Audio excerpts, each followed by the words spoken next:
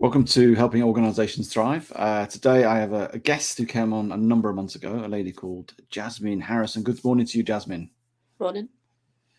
Good morning. And the reason you came on last time, you were the youngest lady at 21 years old to row solo across the Atlantic. And if that was not a big enough challenge, you're now the youngest at 23 years old and the first woman to swim the entire length of the UK from Land's End to John O'Groats, a 900-mile swim. It took you 110 days, battling thousands of jellyfish, which I'm sure we'll talk about, being followed by a shark, and swimming into a live sort of military exercise. And you swam anywhere between 4 and 12 hours a day. And so a mammoth task, a big journey. And what we're going to talk about today, I think, is understanding a little bit of how you overcome those challenges. We're always faced with challenges. I know you put yourself in that position, but it'd be interesting to get your learnings and understanding, because obviously we're all facing challenges right now, and so see how you navigated it and what mindset got you through it, because I know you were dogged with a whole host of stuff that came across you on your sort of 3-month swim. But the first question I'd like to ask you is, why did you do it? Before I just say well done for doing it, because I think it's amazing, and I say, having followed you last few months is amazing. So well done on achieving a record and a first and everything else. It's just absolutely awesome. But yeah, why did you sort of set out to swim 900 miles? So thank you. But yeah, I decided that I didn't really think that I'd necessarily want to do anything else after the row. Like, that was it. But everybody was kind of saying, "What's next? What's next?" And I was thinking, okay, well, now I did all the hard work to get the sponsors together, and it was through COVID, and like the preparation was so difficult for the row. And I've already kind of put in the hard work. I should do something else. Now people believe that I'm going to do something. Maybe I can find sponsors easier, because that was like the biggest stress beforehand. So I was like, right, we'll do something else. And then it was, okay, what? And I was thinking, let's do a cycling challenge, let's do this. And I wasn't even thinking like something massive either. I was thinking, oh, Land's End to Shawnee Gropes, like, I'd like to do that, something cycling all coast to coast. And I was like, okay, I'll just. I kind of went, why are you thinking of cycling? What do I do? Look, you never rode before, and you were doing rowing. I like cycling, but I wouldn't call myself a cyclist. Um, why am I doing these things that I don't know when I'm a swimmer? And I thought, right, swim. Do something swimming, because that's what you know, that's what you enjoy. Like, you've got the confidence. You don't necessarily need to train as much for that, because I already do it all the time. Like, I would swim pretty much every day, every other day, without even training for something. So it was, okay, let's do that. And then I was thinking, oh, let's travel, let's go around the Greek islands, let's swim around, let's do swim between every island. And then I was like, oh, swim coast to coast, that would be brilliant. And then I thought, hang on, that's never been done before, so cool, let's swim like the bottom length of the country, and from like Margate area round to Land's End. And then I thought, hang on, I need a support boat, I still need to get crew, I'm gonna have to train, I'm gonna have to get sponsors for all of that. I might as well go further than that and something a bit more exciting. And it just happened to be that I met up with Sean Conway, who's the first guy that ever did this, and it kind of all just fell into place of just a bit of a, why don't you just swim Land's End to John O'Groats? Like, that's never been done by a female. If you're already having to go to the effort of getting a boat and everything else, you might as well go big or go home. Might as well do the full length of the UK. And so that kind of came about as the reasoning why it was that. But the other reasons to it, I was I wanted to challenge myself slightly differently, in the on the row, you're in the middle of the Atlantic, and there's no way you can go home. Like, the fastest way for you to get home is to row to the finish line, which could be another 50, or in my case 70 days later.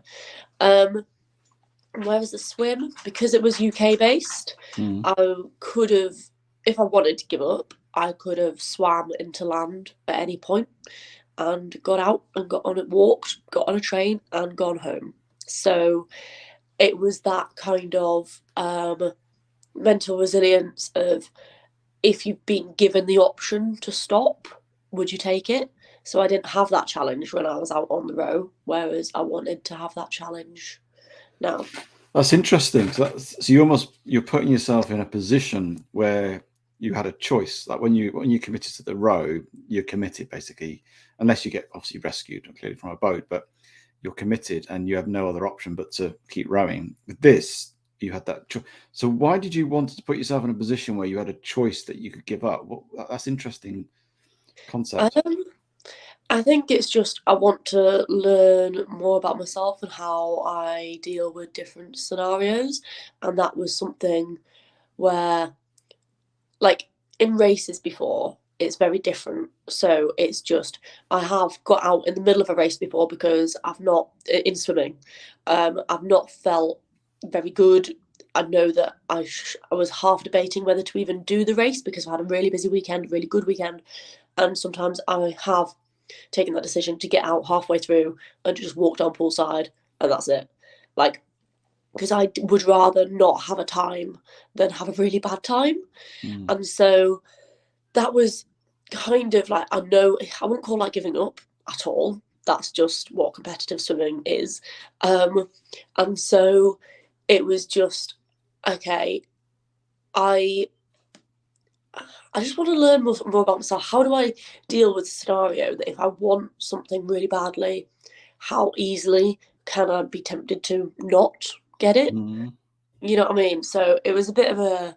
So were you testing yourself in terms of, I suppose, self-discipline?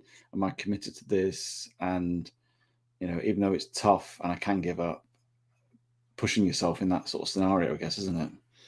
Yeah, pretty much. I was just like, it was just different scenario. What would you do in that place?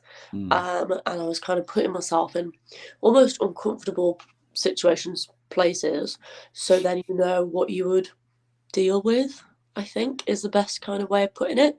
And that's what people asking me when they said before I did the swim, what do you think is going to be harder, the row or the swim? And I was saying, well, they're different. And the reason they're different is the row I couldn't stop, the swim I can. And I want to see how I deal with that. And yeah. And what did you learn about yourself in terms of those 110 days of swimming, and with the option of I can just come out at any time?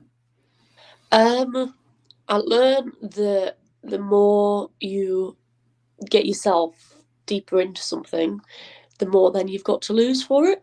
So I kind of would compare it to almost gambling. You put in £1 to something, and then it's not winning, so you put in another £1 to something, and then you're really, really desperate to get up to 10. But yeah, that's such a risk, and then the more you put in, the more you can't stop because you've got more to lose. So it was every step that I went further with the swim, the further up the coast, the more money that I've then spent doing this, the more positive thing I am closer to the end, the more people that I've had to involve. And like, we were effectively every time we're getting too far for no return, so that we'd make such an effort to go out for one swim, we'd have to wait for days because of the bad weather sometimes. I have to motor and get back out a 10-hour trip. I had to get everything sorted, I had to get the fuel, sort all out, get ready, and thinking all tiny little things of, like, to build up to that point, I'd had to get the support boat. I had to even have got that far. I've got the crew together. I've got the wetsuits. I've got the kit. I've done the training, everything like that, to then not get in the water at 3 o'clock in the morning when it's miserable, it's cold, the waves are big.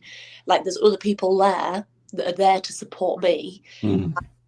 That was, you've gone too far. That even if there was me slightly doubting it, that is just so irrelevant at that moment in time.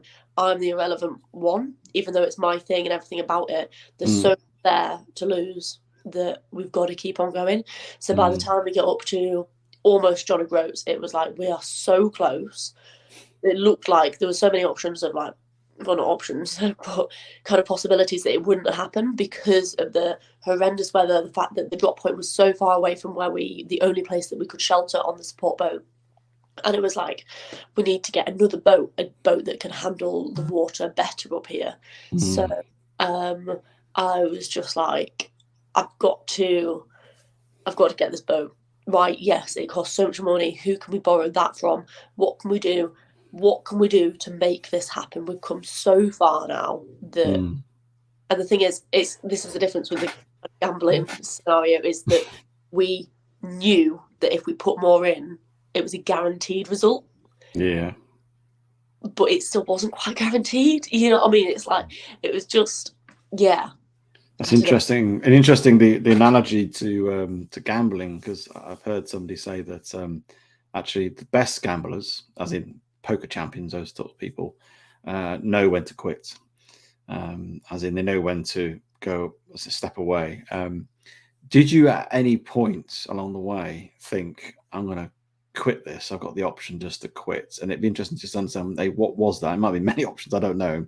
And how did you keep yourself going and not quitting and keep pushing forward? I knew that if I'd quitted, there would have been more problems to deal with. In terms of, stuff like it was somebody else's boat, and I needed to return that and get it sold. So I'm like, if I'd have just quitted, this boat is then left somewhere. I have to pay for it. I've got people relying on me. I've got crew relying on me. I need to get them home. And it would all be effectively for nothing and would be a huge kind of big failure. And I was always saying so I had a skipper that was very, very difficult. And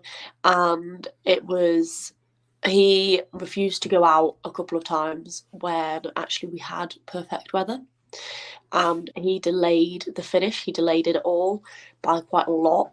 And that was the most frustrating thing, because I got into big arguments with him, and I was literally like effectively screaming at him saying, look, can you go out and just humour me, show me that this bad weather is there, because I can't see it, the Met Office can't see it, and a professional weather router that I've just had on the phone to you can't see it. Humour me, just go out and let's have a look. Let's just have a look, and if it's that bad, we'll come back in. He was like, no, I will not go out into bad weather. Nobody does that. I'm like, there's no bad weather there. There isn't. Just humour me, please. And the fact that I was screaming to him and I said, like, look, I would rather die trying for this than not at all. Like, I would rather go out and give something a go every single time rather than just not and accept it without trying. Like, and it was best. Yeah, the best analogy of that is I would rather die trying to get the goal one. That's interesting. That must have been really, really frustrating for you. And it's interesting how you just mentioned before how your motivation for not quitting was you used consequences. Basically, you were saying, I have to do this, it'll cost this much, or all these people have come along and I'll let them down, or they've got enough energy. You didn't really say about, so I get the world record, or I become the first lady. And it's interesting. I think people forget that actually motivation by consequences is quite a powerful tool, more than actually the reward of something, because it's the loss. Actually, I don't want the loss. That's going to motivate me, and that got you through that, didn't it? I don't actually care for the record. I didn't care for the record on the row either. The only reason why the records are important is because it motivates sponsors. If a sponsor is not, if I was to swim the channel, and the channel probably costs like 10 grand or something to do, if I said to a sponsor, sponsor me £10,000 to row, sorry, not to row, to swim across the channel, they'd be like, what makes it special? You've everybody does that. Why should we give you some money to do something that a lot of people have done? And I'm like, okay, you need a unique selling point for this. So for the row, I had to do the row that year so that I would be the youngest. And I don't care for that. I just want to do something because I want to do it.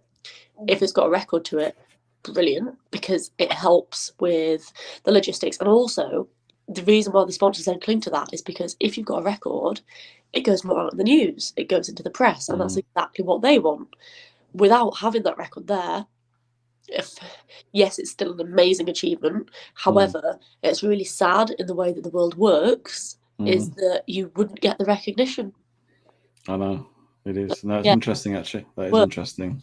Because there's sometimes I've been really proud of things, even like small things, or everybody has achievements that are really, really small, but they're massive to them and just not recognised as anything. And you just need that label. And that is the way that effectively the corporate world works. And so I have to play on that. Yes, you do. And so when you set out to on this challenge, did you at any point before you sort of start to swim have a sense of this it might fail, it might not work? Was there a sense of, oh, I'll do this, I'll make this happen? Or was it that I'm not entirely sure what's going to happen here? I always want to understand what people's mindset when they take on such a mammoth task. Where are they at when they sort of step out into that void of doing it? I think it was so unknown that I didn't have anything. I was just going to see what happened. And I remember this. So for the skipper for the first couple of weeks, and he kept on coming back as crew throughout. And he would just say, just every day, take every day as the next day. Once you get this swim done, every swim matters. Focus on this swim. Don't think about the one after it. This swim, get that one done. Then we'll think about the next one, and then that one. And it's taking everything chunks at a time. But the only problem is with that is if you're focusing on just the next swim, you don't realise what consequences you're building up for yourself later. So if I missed this swim because I actually thought I needed a rest, then I missed a swim, did one, suddenly we had bad weather and I'd have to miss another one. Hang on, I didn't need that rest because I'd had it before. If you just make the most of it every single time, and it was actually everybody else saying to me, no, Jasmine, one swim at a time, do that swim, then think about it afterward. I'm like, no, you can't, because you don't realise that we're creating problems for the future for us. And we did by missing out swims that wasn't up to me at all. It was up to the skipper. He missed so many swims that he created massive problems for me at the finish line. Not the finish line, but just for the last 60 miles. It was an unbelievable amount of problems that he caused, just because he was looking at each individual swim without looking further into the future. Really kind of, yeah. So that's almost a real learning about, because obviously whether you run a marathon, swim the length of the UK, it is a swim or a step at a time. We know that. But actually, you're almost saying there, have a bit of an eye on the future, or be more strategic in terms of the impact of what you're doing and how you're doing it, isn't it? Yeah, exactly. And it is, you don't, like, every step, if you take a bad step, then that impacts later on. You know, I mean, it's not just that one bad step that you've got to deal with, it's how that affects everything else. Yeah, as I say, if you get injured and stuff like that, it's the future stuff. So as you went through the swim, was there any, say, called dark moments or tough moments? I'm sure there was, but is there anyone particular that highlight to you, or that comes back to you and think, actually, this is really tough, and why was it tough? And then how did you mentally and physically get out of that and move into the more lightness of that challenge? So to be fair, all the toughest moments and the biggest challenge of the whole swim was the people, was mainly the crew and the skipper, and not managing to get through to somebody what I want, even though they know what I want. And it felt as though he was trying to purposely do opposite. And I didn't know whether that's because he disliked me or because he thought it was funny, or I don't know. But we didn't. It was just so the darkest points were I'm swimming. This was probably at the beginning-ish in the first month when I didn't have a kayaker with me. I was swimming in the water and I have no contact with the boat. I have no idea what time it is. I have no idea how far I've gone. I just have to be swimming for 4, 5, 6 hours. I don't know how, anything. And it would be that we'd set the agreement that they come back. So they go forwards because they get taken faster than I do in the tides and the currents because they're bigger. So they would go forwards and I follow them. And then they turn around or they stick in reverse and then wait for me to catch up. And then I go again. Or sorry, they go into neutral because they're in tick over. That's why they're going faster, because they're in tick over.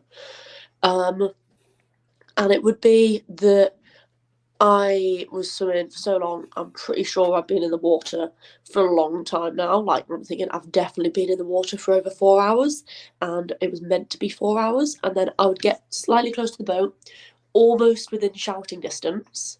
I'd lift my head up, and he would then motor away as fast as he could. And then would be another good couple of 100 meters away from me, and I'm then left in the ocean again, tired, wanting to get out, just actually feeling completely alone and so frustrated because the one thing that is mine, it's my boat that's over there that is meant to be supporting me, could be closer, but he refused to because he thought it was too dangerous for me. He was like, I'm not having, the boat's nowhere near you. I'm like, you can come a lot closer to me. So, for example, when it was pickup time, when I was to get out of the water, he would stop a good few 100 meters away.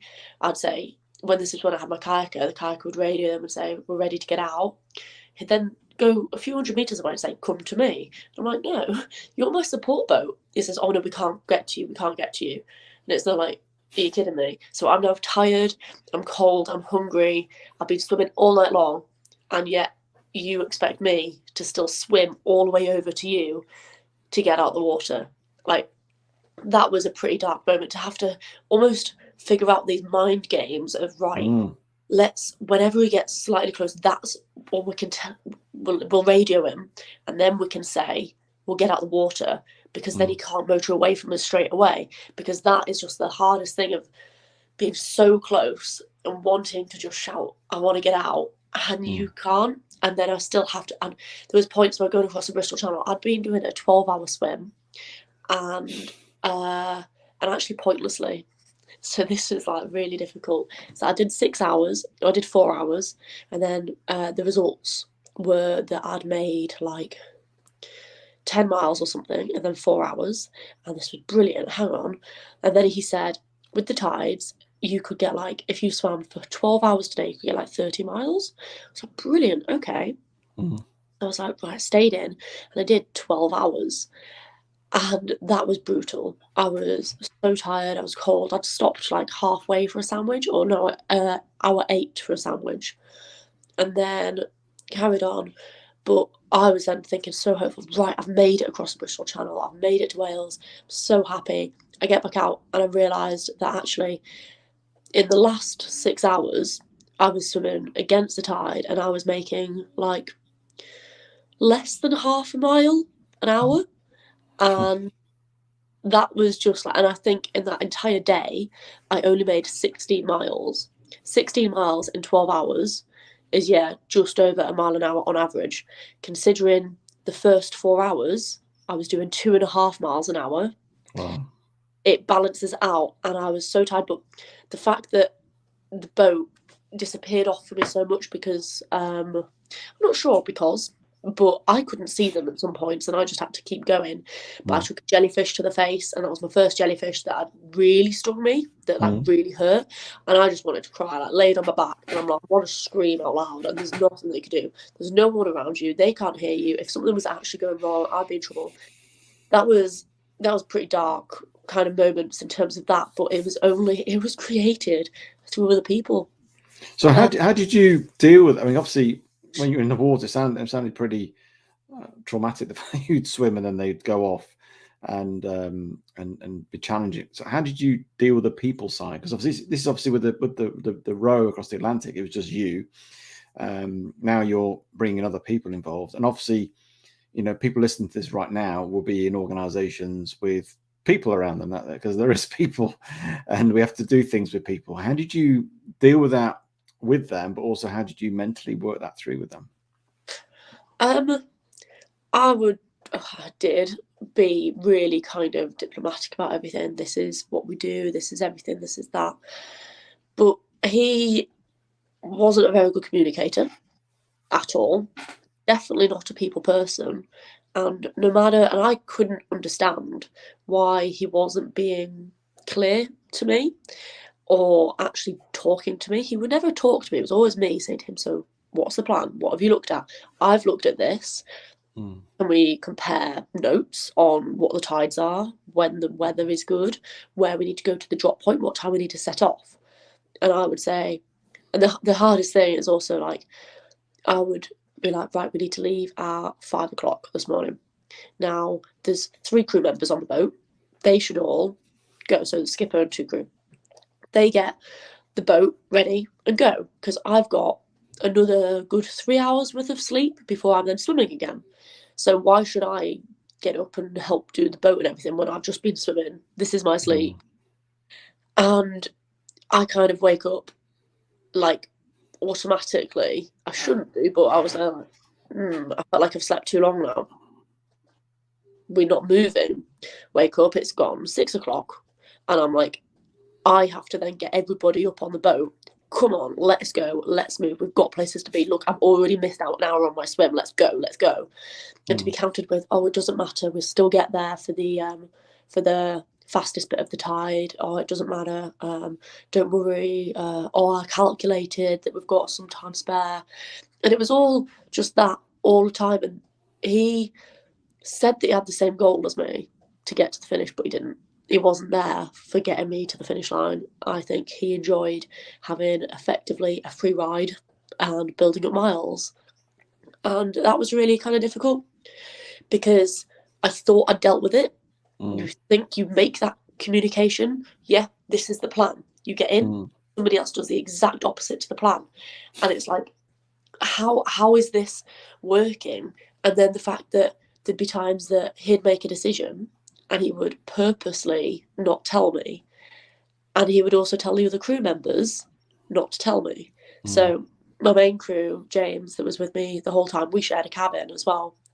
He'd come in from a watch and I'd say, what's going on? I've looked at my Navionics app that tells me GPS location, where we go and what's going on. It said, well, he said that this, I can't think of a scenario, but he also said that to not tell you that, like, Bex, my kayaker, won't be in the water with me on the next swim.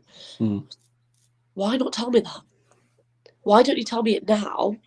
Because I'm gonna know when I get in the water and my kayaker's not in the water with me. Or like, you know what I mean? I'm like, we're on a small boat.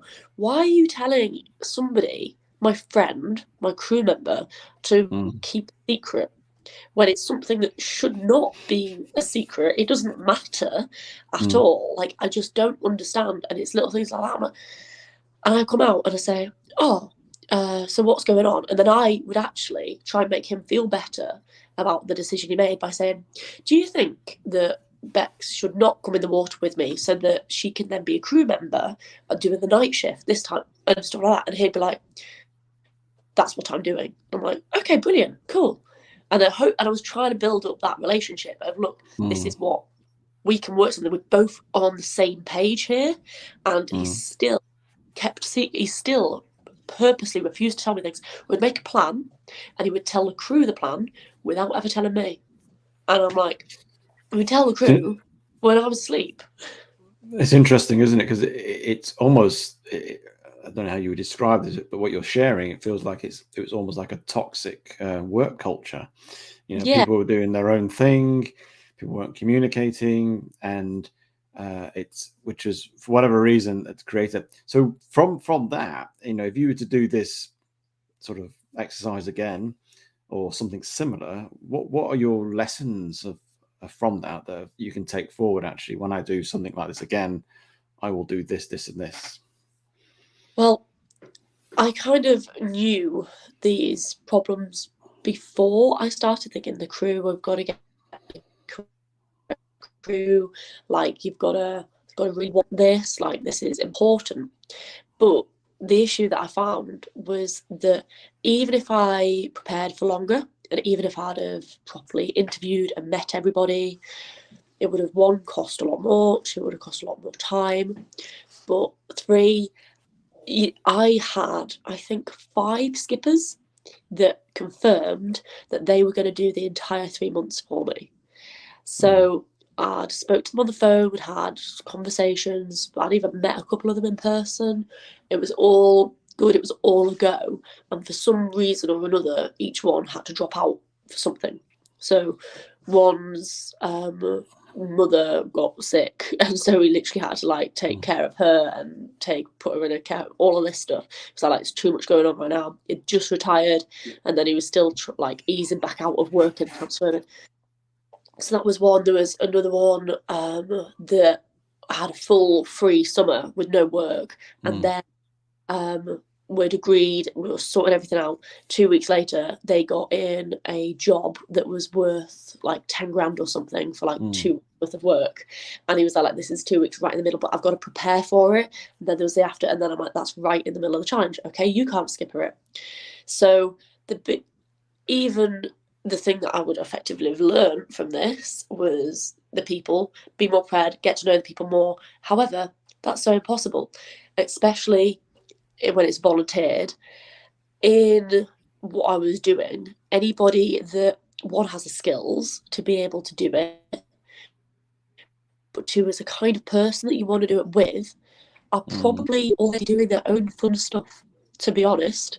Like, anybody adventurous or willing to do something basically bonkers, what I was doing, something against every kind of yachting thing, is somebody in the water instead of keeping everybody on the boat.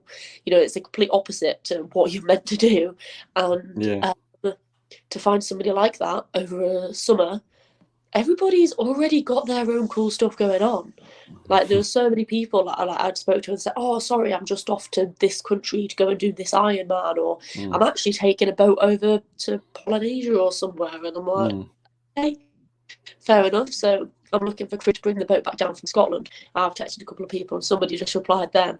I just saw it come up saying, sorry, I've agreed to go on another boat on Monday, and all of this stuff. I'm like, the people that would make it happen, and what I effectively have learned from this, I couldn't have done it in another way, you know. And learning for myself how to deal with people, I think I set boundaries and rules from the beginning. I tried to anyway, but it's, what can I do to make somebody really listen without. But I was in a difficult scenario of, hang on, if I make this person angry, not like me, then they're going to purposely leave me in the water. And that's what I thought he was doing. And like, because I've said or disagreed with something, he's leaving me in the water. And like, effectively, they're my safety boat. And whoever was on the boat could actually kill me so easily, and also make it look like an accident. Now, that's really dark, but it could be, oh, we lost sight of her. There's tracks circling around me, never get me. Just pretend that they lost me, and then that's it. Like, it can be done so easily. And so I've got to think, hang on, I actually don't really want to kind of piss people off, because it's that they're meant to be looking after me, and I'm relying on them so heavily that you've also got to let them kind of be a part of it. It's really difficult. It's like, there's no working environment that I'm sure the similarities cross over. And people probably listening, well, if effectively I was his boss, however, your employee never has your life in his hands. You know? No, and I think you're obviously in a situation that's fairly unusual. But it seems that there's obviously some sort of, certainly apart from the lack of communication from his point of view, but also this seemed like a misalignment of purpose and goal. And often where organizations or teams start to fail is where people have their own interests and they're not aligned to one core purpose. And as much as you know, is getting that team or those people, those group aligned to the same purpose. Because if we're all aligned to the same purpose, then we'll all go in the right direction. It's when people have their own ideas, or I want to go this way, I want to go that way, then you start having this difficulties. What, just on the whole sort of trip, were you surprised by yourself by anything? Not what you faced, but by yourself and how you dealt with things or how you accomplished something so big? Yeah, I was really surprised at how quickly I adapted to being there, to being in the water. So the first swim, it took me so long to prepare for it. It was all kind of nervous. It was like, right, I'm going to eat a massive bowl of pasta. I've got to eat before I get in the water. It was also well done. And within a couple of days, that just went. Like, I was like, right, I just need a Snickers. That's it. That'll fuel me for 6 hours. I don't care. I'd rather sleep this, and then I could get ready for a swim within 10 minutes from waking up to get in the water to doing something. And it surprised me like how easily I could actually get in the water and how easily I could get up and just keep on going. Because I think now, and what's really daft is like, had a busy day yesterday. I was up from like 6 to like 1 in the morning, like working all day. And I was just like, I'm so tired. And I didn't want to wake up this morning. I'm so tired. I'm thinking, hang on, I've still had like 8 hours sleep, 8 hours sleep. Like, that's quite a lot, considering before I was swimming 12 hours a day and having broken 3 hours sleep there, 3 hours sleep there, and I did that for 5 days in a row. How am I struggling so much here?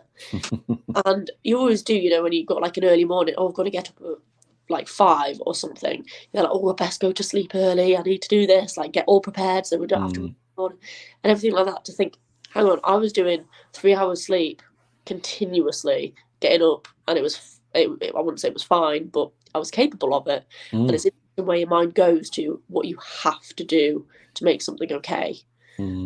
Like the goal for that is so strong. Yeah, you're almost reframing something into your normal life. So, well, I managed to do this on whatever 4 hours sleep before, and it just shows you the reality of how much we can really do, and how far we can push ourselves. Obviously, it's important to sleep and rest. I appreciate all that, but actually, our mind is quite powerful, isn't it? And just by reframing something, it can sort of diminish the challenge ahead of you. And I'm sure now, when you get challenges in your day-to-day life, you can think back to when you rode the Atlantic, when you swam the length of the UK, and go, well, if I can do that, or actually it's not as hard as that because I did this. And it must help you. And it's a good thing for people out there that actually doing challenges, whether that's from a, you know, walking, running 5K to a marathon, whatever, it doesn't matter where you're at, it's where you're at. As long as something makes you feel uncomfortable, actually those challenges will help you for the future in terms of when you face other challenges, because you can just look back and go, well, I overcome that, I did this. I mean, do you find that helps with you in terms of what you do? Yeah, exactly. That's so when I did the Atlantic, I was saying, look, anything less than 3,000 miles rowing across the Atlantic will be easy. Like, was it as hard as this? Was it as difficult as that? And it's that benchmark that you set. And with the swim, more benchmarks have been set in many different scenarios as well. And I'm like, yeah, you compare it to that. I used to do it to other people. You think it could always be worse. It could always be worse. I could be living in, I could be in poverty, basically. Like, we've got it pretty good here. So whatever challenge that you're facing, you know, you're still, at the end of the day, it boils down to you're alive, you've got water, you're breathing, you know.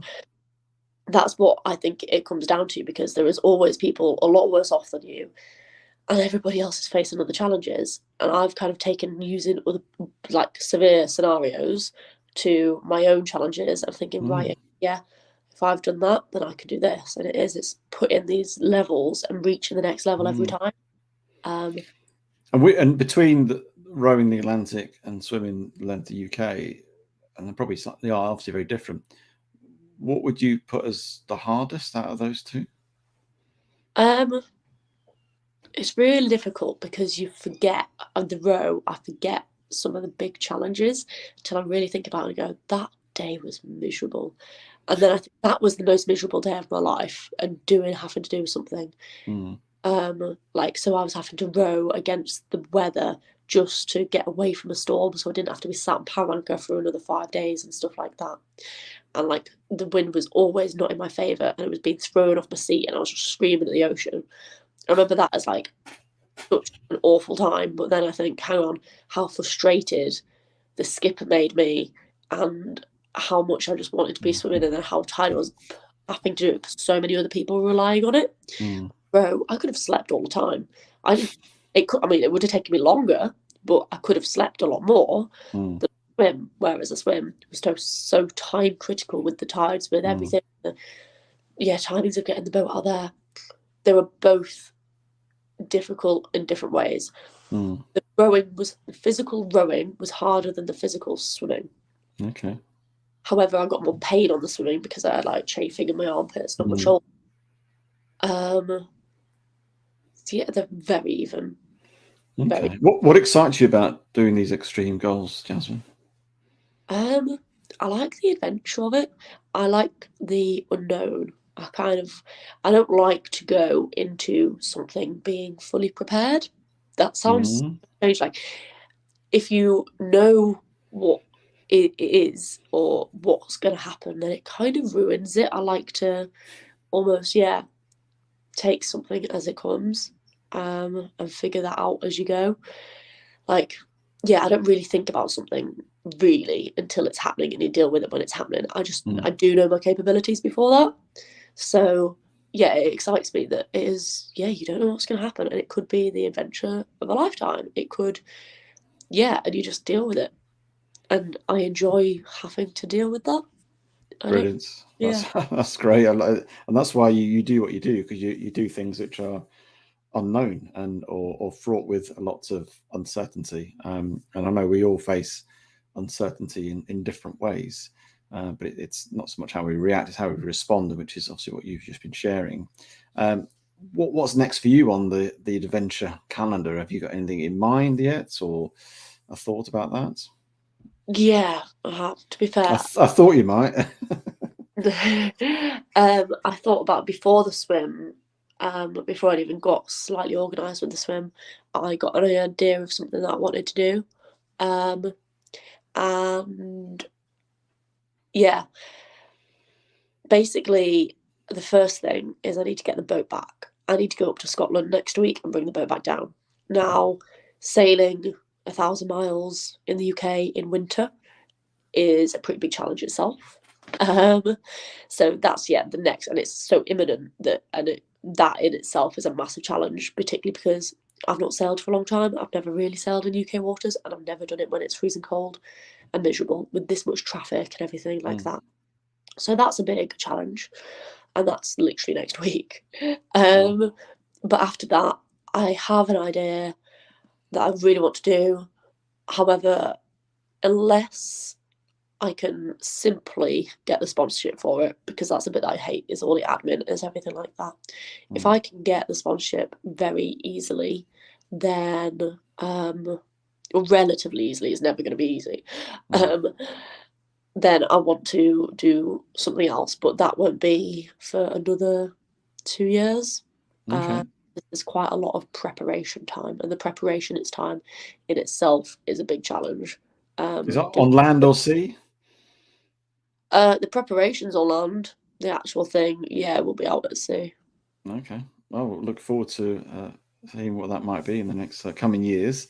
Thank you for coming on today, and appreciate what you've done, and I say well done again for swimming 900 miles off the coast of the UK. It's amazing, from the Land's End to John O'Groats, and getting world records and firsts and everything else. Perhaps you should swim all the way around the UK like Ross Edgley did. That's perhaps another challenge in itself. Yeah, maybe. But thank you for coming on today. Much appreciated for your time, Jasmine. Yeah, it's been good. Nice to talk to you.